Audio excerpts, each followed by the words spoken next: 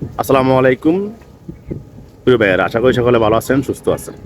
সিঙ্গাপুরে আইপি হয় কত বছর বয়স হলে এবং কত বছর বয়স হলে আইপি হয় না, এটা নিয়ে বলছি অনেক, তারপর অনেকেই নক দেন, তারপর আবারও পুরনো কথা আবারও বলবো। সেটা হলো যে সিঙ্গাপুরে আইপি হওয়ার শর্ত হলো যে এমএমআর ওয়েবসাইট অনুসারে যে ব্যক্তির জন্য আইপি অ্যাপ্লাই করবে তার বয়স 18 থেকে 50 বছরের মধ্যে হতে হবে। বাংলাদেশিদের জন্য 18 থেকে 50 বছরের মধ্যে হলে আইপি অ্যাপ্লাই করলে আইপি হবে।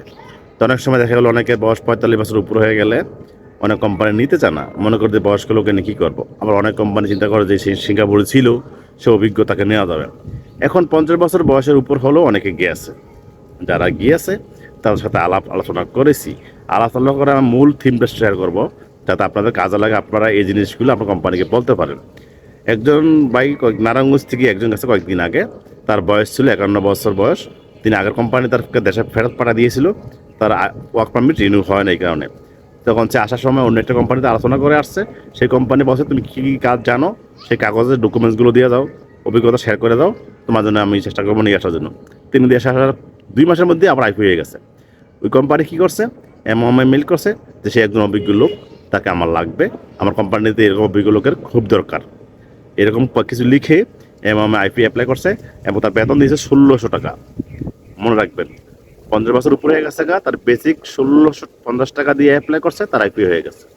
আবার কিছু কিছু বাইক আছে অ্যাশ পাশে, বয়স 50-এর উপরে, অ্যাশ পাশে তারা সিঙ্গাপুরে গিয়েছে।